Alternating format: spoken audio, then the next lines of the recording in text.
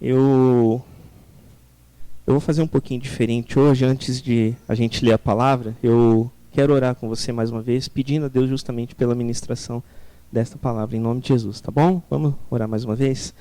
Senhor, nós te agradecemos, Pai, porque nós cremos que a Tua palavra, e tão somente a Tua palavra, quando ela é vivificada pelo Teu Espírito Santo, ela é capaz de transformar a nossa vida, Senhor.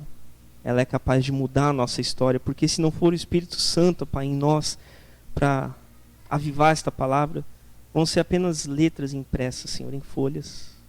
Mas quando o Teu Espírito Santo traz uma nova revelação para esta palavra, ela é poderosa, Senhor, ela muda a nossa vida. E nós pedimos isso nesta manhã, Senhor, que esta palavra transforme a nossa vida, Senhor, em nome de Jesus, que o Senhor nos ajude a ouvir o que o Senhor tem a nos dizer, Pai, em nome de Jesus e para a Tua glória.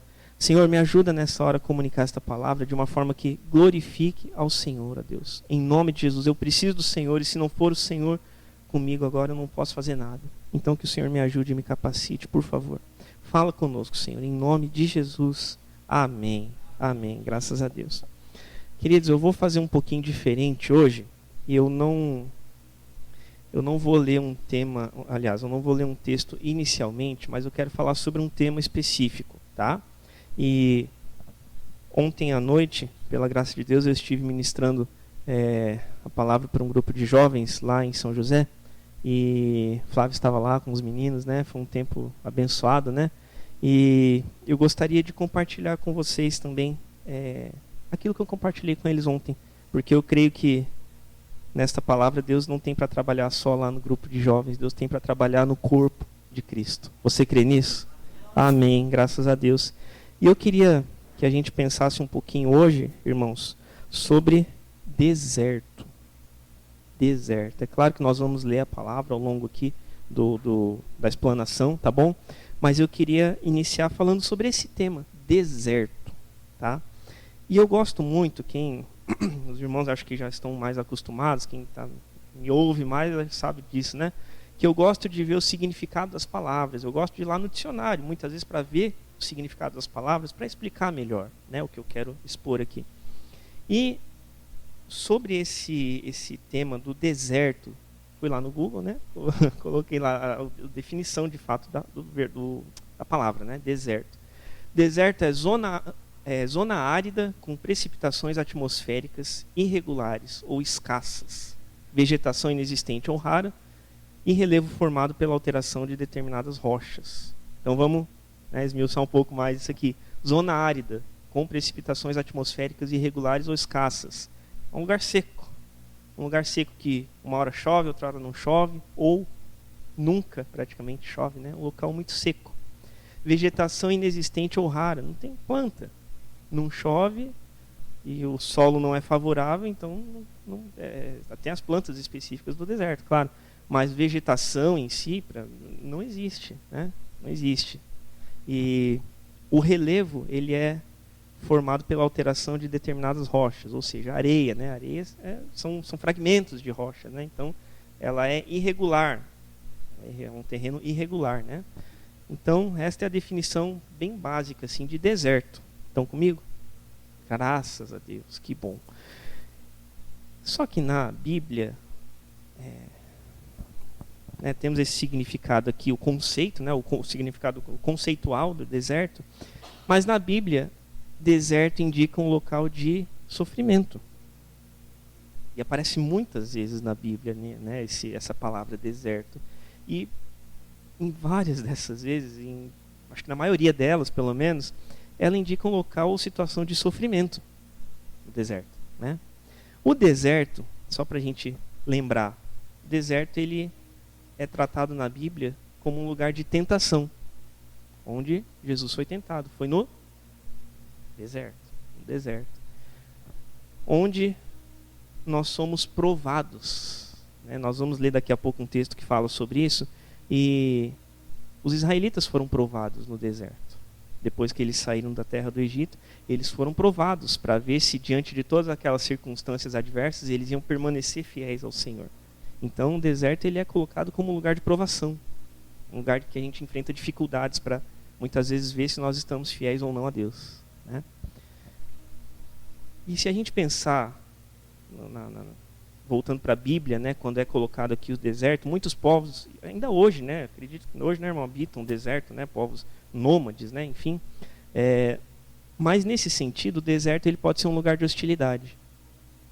Pode ser um lugar de hostilidade, porque quem está no deserto fica sujeito, nesse contexto aqui, ao ataque de inimigos, ataque de animais, né? Quem está no deserto fica sujeito a isso. Deserto é um lugar de sede.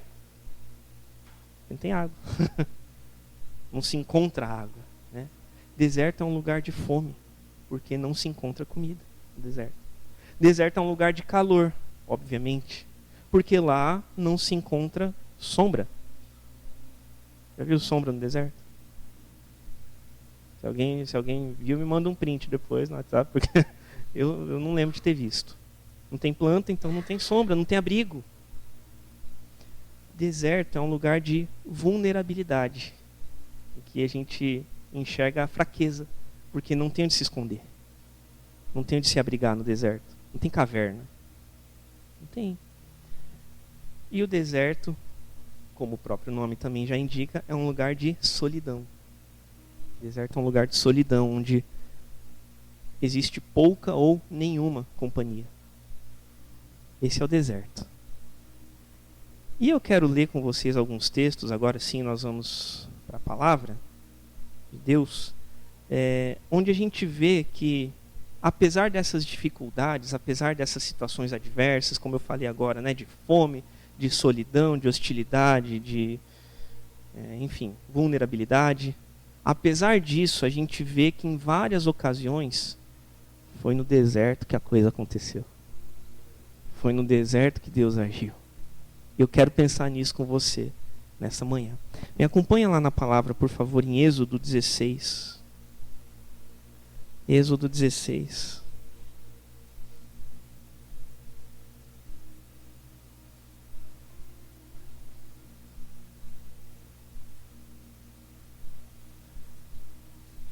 Versículos 1 ao 4. Por favor, meu bem, pega o meu óculos lá na bolsa, lá, por favor. Até vai assim, sem óculos, mas com óculos é melhor. Êxodo 16, versículos 1 ao 4, está sendo projetado ali também.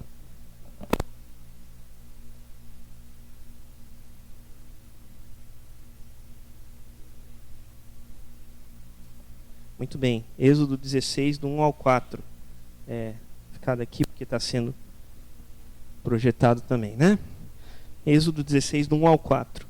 Partiram de Elim, e toda a congregação dos filhos de Israel veio para o deserto de Sim, que está entre Elim e Sinai, aos 15 dias do segundo mês, depois que saíram da terra do Egito. Toda a congregação dos filhos de Israel murmurou contra Moisés e Arão no deserto. Disseram-lhes os filhos de Israel: quem nos dera tivéssemos morrido pela mão do Senhor na terra do Egito, quando estávamos sentados junto às panelas de carne e comíamos pão a fartar. Pois nos trouxestes a este deserto para matardes de fome toda esta multidão. O povo queria a cabeça de Moisés aqui. Então disse o Senhor a Moisés: eis que vos farei chover pão do céu, e o povo sairá e colherá diariamente a porção para cada dia, para que eu ponha à prova. Lembra? O deserto é um lugar de prova, né? Nós somos provados. Para que eu ponha à prova se anda na minha lei ou não. Aqui nós vimos demonstrado que este povo, ele tinha doutorado PhD em murmuração, em reclamação. Né? Porque afinal de contas, eles haviam passado ali 430 anos de escravidão no Egito. E aí Deus levanta Moisés e eles são libertados ali finalmente, né? Depois de todo aquele embate com o faraó. E eles estão ali caminhando pelo deserto, mas eles se lembram, né? Versículo 2, né? Os filhos de Israel disseram: quem dera nós tivéssemos morrido pela mão do Senhor na terra do Egito, enquanto nós éramos escravos, quando estávamos sentados junto às panelas de carne, comiam pão a fartar. Então eles preferiam ter seu estômago cheio mas levando uma vida de escravidão. E aí foram reclamar com Moisés por causa da liberdade em que eles se encontravam, mesmo no deserto. Eles estavam livres, mas eles foram reclamar. Ó, você tirou a gente lá, a gente tinha comida lá pelo menos. Antes o Senhor tivesse matado a gente lá. PhD em murmuração. Às vezes, talvez pareça um pouco com a gente, né? Não sei. Talvez comigo. E foi aí que nós vimos a ação de Deus. Porque o que o Senhor responde diante disso? Versículo 4. Disse o Senhor a Moisés: Ei que vos farei chover do céu pão. Farei chover pão do céu. E o povo sairá e colherá diariamente a porção para cada dia. Ou seja, ele não ia desamparar o povo um dia sequer. Ele ia mandar todo dia. Todo dia. Mas aonde que aconteceu isso? No deserto. Foi no Egito? Enquanto eles eram escravos? Não, no Egito eles tinham as panelas de carne. No Egito eles tinham, como fala outro texto, eles tinham as cebolas, os alhos, os pepinos, dos quais eles sentiam falta, né? Mas no deserto eles tinham a provisão diária de Deus. E precisou ir para o deserto para isso acontecer. Estão comigo? Amém. Vai lá, por favor, para livro de Números. 2 livros depois de Êxodo, né? Êxodo, Levítico, Números. Números capítulo 24. Números 24.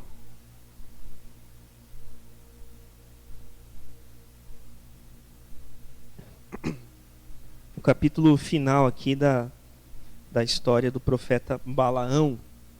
Para quem não se lembra ou não conhece, é aquele que teve aquele episódio memorável da conversa com a jumenta. Balaão, né?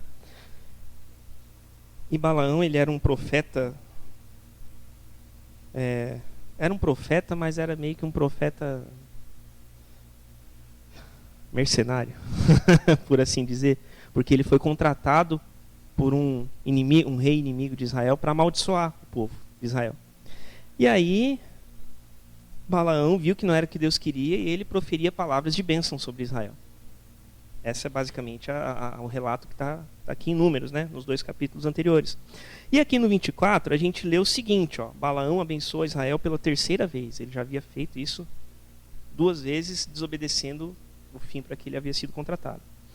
E aí no 24 aqui diz o seguinte: Vendo Balaão que bem parecia aos olhos do Senhor que abençoasse a Israel, não foi esta vez como antes ao encontro de agouros, de encantamentos, mas voltou o rosto para para onde? Deserto. Números 24, 1. Versículo 1. Isso, muito bem. Deixa eu acompanhar até aqui. Voltou o seu rosto para o deserto. Versículo 2, por favor. Levantando Balaão os olhos e vendo Israel acampado segundo as suas tribos, veio sobre ele o Espírito de Deus. O que ele fez? Ele voltou os olhos para o deserto. E aí o que aconteceu? Ele olhou para o povo de Israel, o povo abençoado, o povo que Deus havia designado que fosse abençoado. E aí o que aconteceu? Final do versículo 2. Veio sobre ele o Espírito de Deus. Aonde que aconteceu isso? No deserto. Coincidência, né? No deserto. Foi lá que ele recebeu o Espírito de Deus. Lugar de sofrimento, lugar de angústia, lugar que não acontecem coisas tão boas assim. Foi lá que ele recebeu o Espírito de Deus. Volta para Êxodo, por favor, comigo, no capítulo 3. Falei lá para os meninos ontem na igreja, né, os jovens, que a gente foi e voltou um pouquinho na Bíblia, e a gente vai fazer isso também um pouco, porque a gente tem que manejar bem a palavra da verdade, né? Manejar bem a Bíblia, saber onde estão os livros, a gente precisa conhecer a palavra, né? Então a gente vai para lá, depois vai voltar um pouquinho na palavra, tá bom? Êxodo 3, a partir do verso 1. Diz assim: Apacentava Moisés o rebanho de Jetro, seu sogro, sacerdote de Midian. E levando o rebanho para o lado ocidental do deserto, chegou ao monte de Deus, a Horebe. Apareceu-lhe o anjo do Senhor numa chama de fogo, no meio de uma sarça. Moisés olhou, e eis que a sarça ardia no fogo, e a sarça não se consumia. Moisés era um pastor de ovelhas. E para onde que ele levou o rebanho do seu sogro? Pro deserto. Levou as ovelhas para o deserto. E aí o que aconteceu quando ele fez isso? Versículo 2. Apareceu-lhe o anjo do Senhor numa chama de fogo. Foi no deserto que Deus chamou Moisés. Foi no deserto que lá ele se encontrou com Deus e foi chamado por ele. Foi ele que tirou o povo do Egito, que eu falei agora há pouco, né? E foi nesse episódio aqui, no deserto, cuidando das ovelhas, que ele foi chamado. Isso aconteceu num lugar um pouco mais confortável, num lugar onde havia pastagens para as ovelhas dele? Não. Foi no deserto. Estão compreendendo onde a gente está indo? Graças a Deus. Vai lá para Gênesis, por favor. Gênesis 16. Gênesis 16, versículo 6. Aqui a gente tem um conflito familiar entre Abraão, que era Abrão ainda, né? Não era Abraão. Entre Abrão, sua esposa Sarai, e a serva da sua esposa, Agar. Deu um conflito de família. Sarai era estéril, não podia ter filhos. E aí, como era costume deles naquele tempo, ela dá a sua serva, sua escrava, né? Agar, para que o filho que nascesse fosse considerado filho dela, como era o costume deles. E aí isso acontece e ela fica grávida. A escrava Agar fica grávida. Só que quando ela fica grávida, aí ela começa a se prevalecer em cima da sua senhora, Sarai. E aí a gente tem um conflito ali. Tá? E aí me acompanha no versículo 6 ali, Gênesis 16, final do versículo 6. Diz assim: Sarai humilhou-a e ela fugiu de sua presença. Tendo achado o anjo do Senhor junto a uma fonte de água no deserto. Mais uma vez, deserto, né? E aí o anjo começa a conversar com ela e começa a orientar ela para que ela volte para a sua casa da sua senhora. E aí, depois dessa conversa com o anjo do Senhor, diz o versículo 13 ali, Gênesis 16 também. Então Agar invocou o nome do Senhor, que lhe falava: Tu és Deus que vê. Tu és Deus que vê.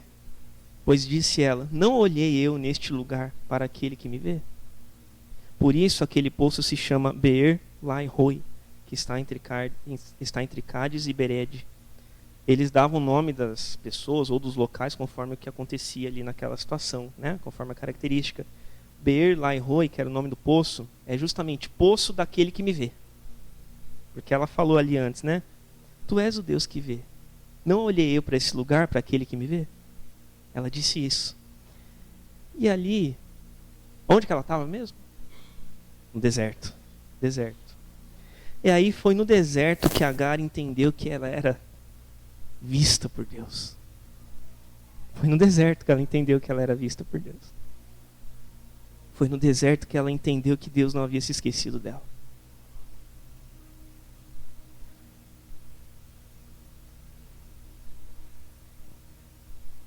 Primeiro Samuel 17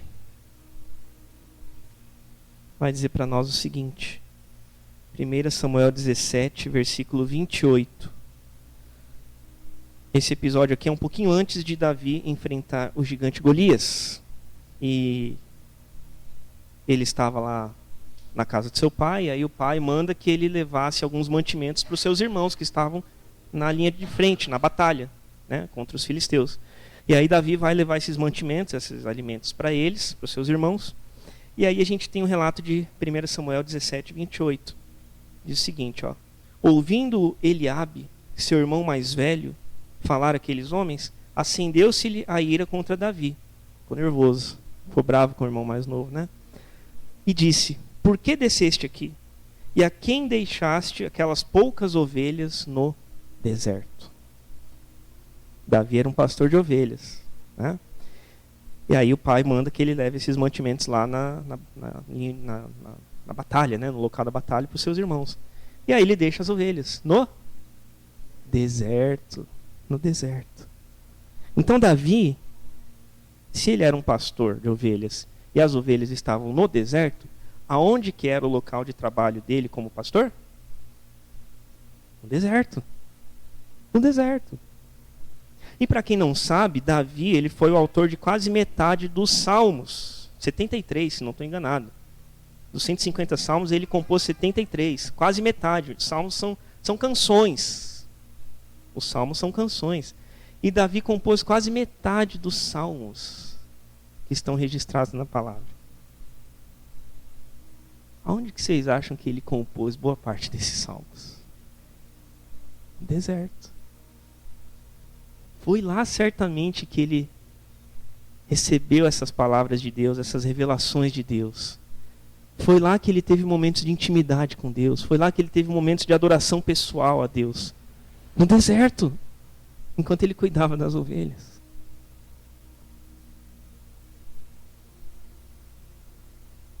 E lembra que o deserto, não vamos esquecer que nós vimos no começo aqui, o deserto é tido na palavra como aquele local que é de sofrimento, de angústia, de coisas ruins que acontecem.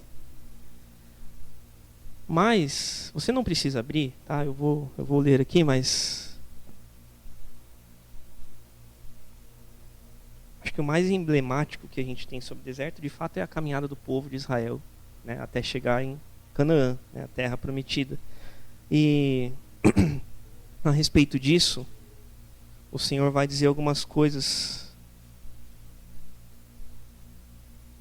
em Deuteronômio 8. Você não precisa abrir, tá? Se puder projetar só, mas os irmãos podem acompanhar aqui a leitura também.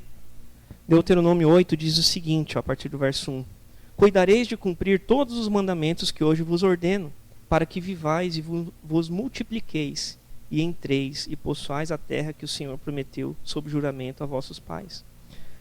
Recordar-te-ás de todo o caminho pelo qual o Senhor teu Deus te guiou no deserto, estes 40 anos, para te humilhar, para te provar, para saber o que estava no teu coração, se guardarias ou não os teus mandamentos, para provar fidelidade, né? Ele te humilhou e te deixou ter fome, te sustentou com maná, o pão que veio do céu, que tu não conhecias e nem os teus pais conheciam, para te dar a entender que não só de pão viverá o homem, mas de tudo que procede da boca de Deus viverá o homem. E aí ele vai falar no versículo 11: guarda-te, não te esqueças do Senhor teu Deus, deixando de cumprir os seus mandamentos.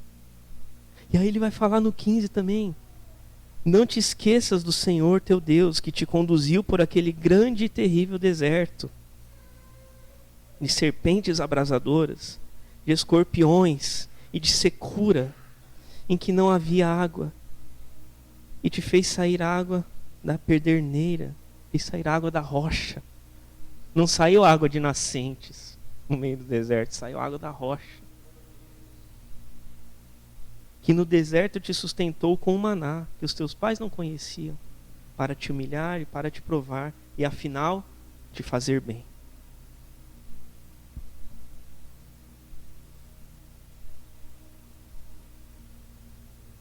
Tem uma música de cristã, né, do que a gente chama do gospel, né, mais recente, né, do ministério Zoe, que ela tem um trechinho dela que fala: você me leva ao deserto para falar de amor. É uma declaração para o Senhor. E muitas vezes o Senhor faz isso com a gente. A gente passa pelo deserto para o Senhor tratar a nossa vida, para o Senhor trazer o sustento, coisa que não aconteceria de repente em outro local. E eu já vou partir para o encerramento aqui da minha fala, mas São muitos desertos que a gente passa ao longo da vida. Muitos, muitos. Estava compartilhando com os meninos lá ontem, né? O Flávio estava lá, eu passei alguns já. Vou fazer 34 anos ainda, mas eu passei alguns já. Os irmãos certamente têm mais quilometragem do que eu e passaram muito mais. Mas todo mundo passa os seus desertos. Todo mundo passa. Não tem jeito de atalho, pegar atalho. Não tem jeito. Tem alguns desertos que a gente passa ao longo da vida. Deserto de relacionamentos difíceis com familiares, problemas conjugais, problemas financeiros, deserto do luto, deserto da depressão, seja ela própria ou de alguém que está perto. Depressão de uma doença, depressão não, é deserto de uma doença própria ou de alguém que está perto. E muitas vezes também a gente está no deserto por conta do pecado, igual o povo. Igual o povo. Porque o deserto, a gente tem que lembrar, ele é um lugar de passagem. Ele não pode ser para nós, no sentido que nós estamos pensando aqui, ele não pode ser um lugar de moradia, de a gente fixar residência. Ele tem que ser um lugar de passagem. O povo tinha que passar pelo deserto para chegar até na terra de Canaã, a terra prometida, que mana leite e mel. Que eles teriam o sustento, a provisão do Senhor, a bênção do Senhor. Mas eles tinham que passar. Eles não tinham que morar. E eles não precisariam, não fosse o... Né, eu até fiz uma brincadeira aqui. Não fosse o PhD deles em murmuração, eles não teriam que ter ficado tanto tempo passando pelo deserto. Poderia ter sido mais rápido. Então o deserto ele não pode ser esse lugar de moradia, mas ele tem que ser um lugar apenas de passagem. E nessas passagens, muitas vezes a gente de fato passa por sofrimentos, como nós vimos aqui, cada um, eu mencionei apenas alguns exemplos aqui, cada um sabe da sua própria luta, cada um sabe a dor que sente, onde o calo aperta. Comigo também, o pastor também, não se enganem, tá? Pastor, antes de pastor, é um ser humano. Pastor tem os desertos dele também. Mas é lá, irmãos, no deserto, muitas vezes é no deserto que a coisa acontece. Muitas vezes é no deserto que a gente vai experimentar a provisão de Deus. Muitas vezes é no deserto, no sofrimento, que a gente vai ter experiências com Deus. Muitas vezes é no deserto que Ele vai colocar um novo cântico nos nossos lábios, assim como Ele fez com Davi. Muitas vezes é no deserto que Ele vai falar com a gente de uma forma que não falaria em outro lugar que não fosse ali.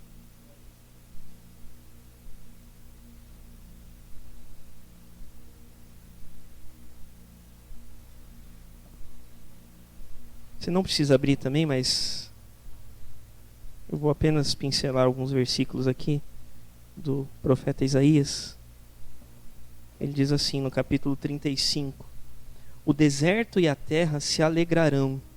O ermo, sinônimo, né? Um lugar deserto, né? O ermo exultará e florescerá como narciso. Florescerá abundantemente, jubilará de alegria e exultará. Versículo 7. A areia esbraseada, brasas, né? Quente. A areia esbraseada se transformará em lagos, e terra sedenta em mananciais de águas, onde outrora viviam os chacais. Crescerá a erva com canas e juncos.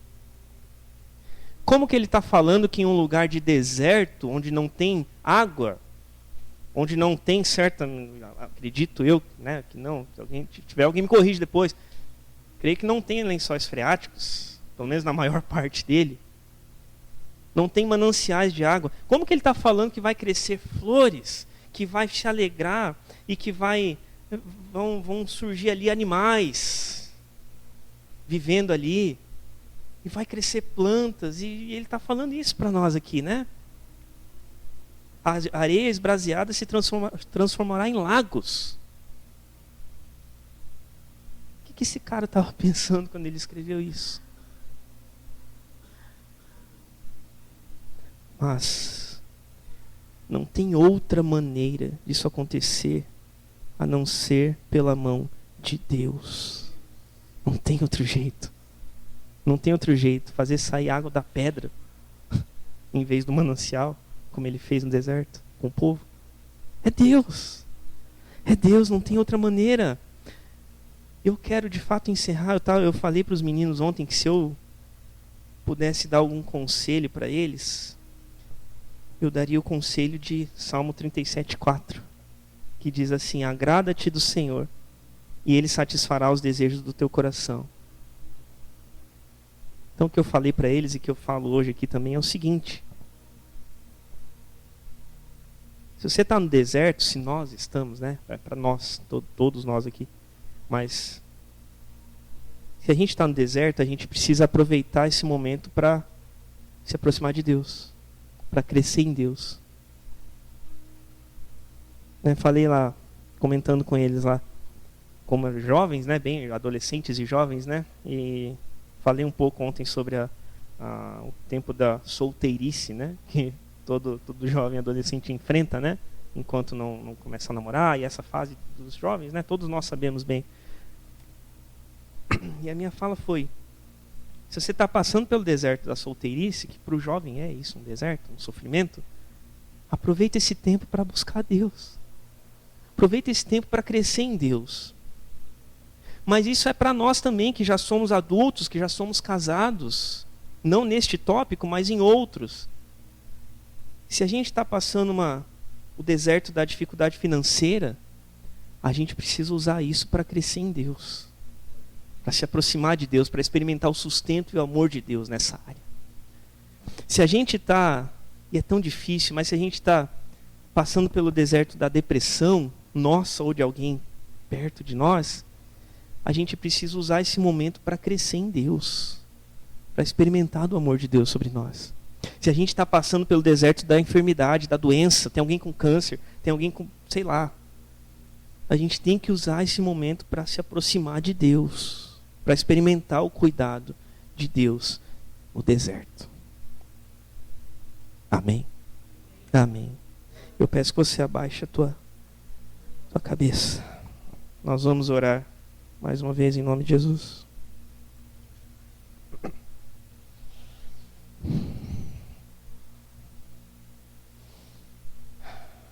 Pai, nós te agradecemos, Senhor, porque, Senhor, não é a tua palavra, não é a nossa palavra humana que faz alguma coisa, que transforma alguma coisa, mas a palavra que nós intentamos proclamar aqui é a palavra do Senhor. E nós cremos que o Senhor já tem nos ministrado, Senhor, sobre esses momentos de sofrimento, esses momentos de angústia que nós passamos no deserto. Que o Senhor nos ajude, Pai, que o Senhor, embora seja tão difícil, Senhor, embora seja tão sofrido, nós queremos pedir que o Senhor nos ensine a dependência do Senhor enquanto estamos no deserto. Que o Senhor nos ensine a respeito da provisão do Senhor enquanto nós estamos no deserto, Senhor.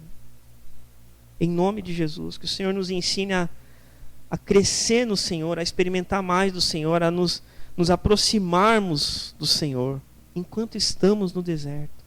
Não nos permita, Senhor, e é tão difícil, mas não nos permita ser igual o povo do Senhor, lá os israelitas no deserto, enquanto eles vagavam, e eles murmuravam, e eles reclamavam, e eles blasfemavam contra o Senhor, e eles adoravam outros deuses enquanto isso.